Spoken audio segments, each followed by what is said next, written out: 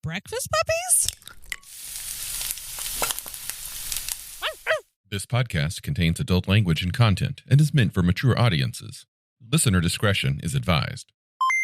You are listening to the Glitterbois. Oh, yes.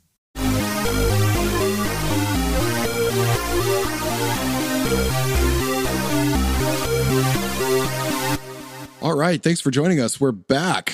We have Brandon with us today. He's going to be telling us about his character in our character spotlight.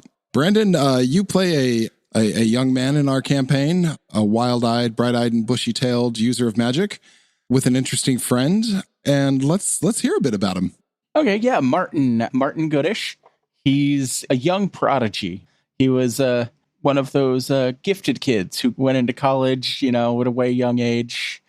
What ended up leading him to the future was his own obsession with gaming. He was himself a game master, a game creator, game designer. In fact, he brought along with him his own first published game. Is a little game called Moped Ninjutsu. What's that a reference to? Oh, it might be inspired by the great, wonderful game Moto Bushido, created by our one and only NPC. Woo-hoo. All right, shameless plug over. Continue. NPC, if you're looking to sponsor a podcast, please let us know. In our world, we are from the beginning of the rifts when things first start happening. The Chaos Earth books. Yeah, Chaos Earth setting. So because of that, he started out as the Para Arcane OCC, which is basically the paranormal expert from the world before the paranormal really existed. So I have a whole lot of knowledge that probably is worthless. He got brought in and trained with a group of soldiers for a mission to be frozen and sent to the future to rebuild truth, justice, and the American way. Showed up and realized, oh, hey, I'm kind of don't got skills. Good thing I've got these guys with guns and power armor with me. But he was a natural psionic, which were somewhat useful and may have gotten him in trouble. We'll see how that pans out ultimately. When we first got woken up, he decided to try to commune with spirits in the area and met famed actor of television and screen, Mr. Steve Buscemi, who apparently may or may not be some evil, malicious spirit, or could be my good friend. I'm going to say vampire. My money's still on vampire. It's possible. But he opened my mind to the world of magic and allowed me to now become a leyline rifter, including through the process, perhaps creating my own leyline nexus rift. May or may not have been a horrible mistake and caused decades of or millennia of torture and pain for people. That's indeterminate. He's super, super smart, like ridiculously smart. Is like a 27, but he's also really young and hasn't been through a lot. So I'm playing on that youthful stupidity that we all go through. Yeah. Smart, but not wise. Exactly. So he tends to sometimes get himself into make dumb decisions, but, cares and tries to come through for his team. Yeah, he's a sad, lonely young man who anytime he sees a lady, he's like, oh, maybe she'll be my girlfriend. But it never happens because he's the absolute opposite of smooth. So Martin's not too good with the ladies, huh? No, not so much. I mean, he tries basically with every lady that pops up, at least thus far. We haven't had any too horrific ladies pop up. We'll see what happens if a cactus lady shows up.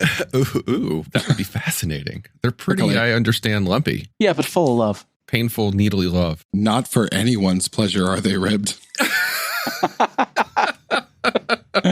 So tell me more about this new friend of Martin's, this Steve guy. What's he all about? Well, that is the question. He was a spirit that came to Martin when in his time of need, kept asking him to go for a walk with him. So he was grooming you. Yeah, something like that.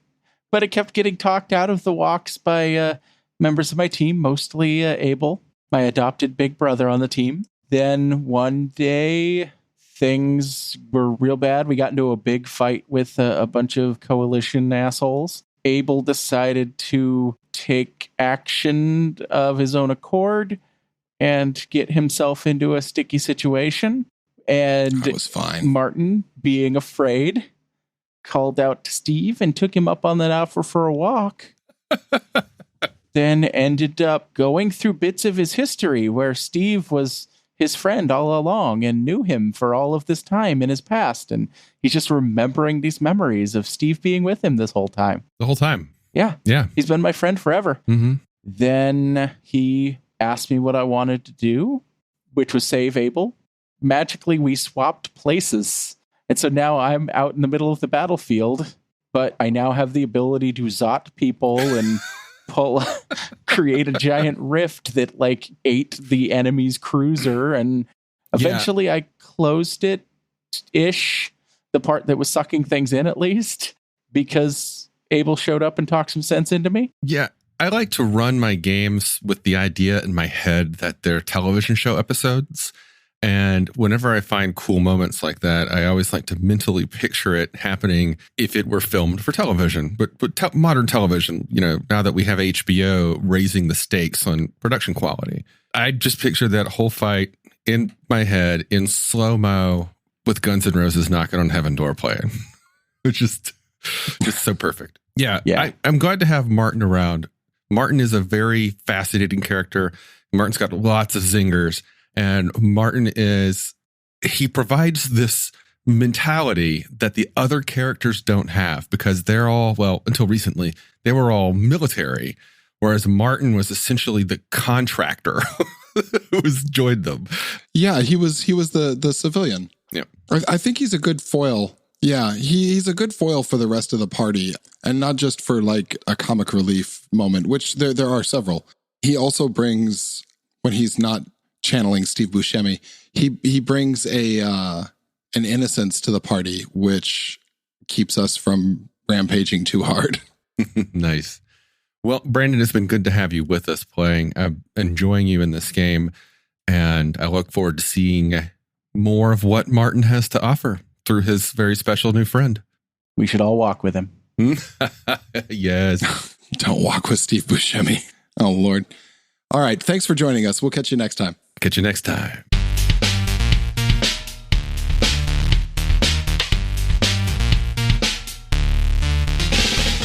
You've been listening to The Glitterbois, a Palladium Books fan podcast.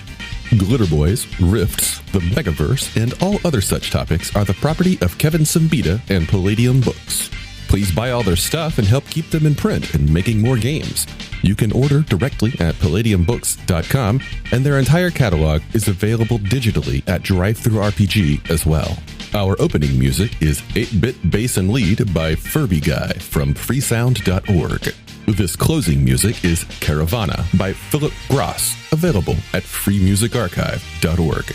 All sound effects used are self-made or acquired via Creative Commons Zero license. If you like what you have heard, find us on Twitter and Facebook as The Glitterbois. That's BOIS. And check us out online at breakfastpuppies.com/glitterbois. And also join us on the Breakfast Puppies Network Discord at breakfastpuppies.com/discord.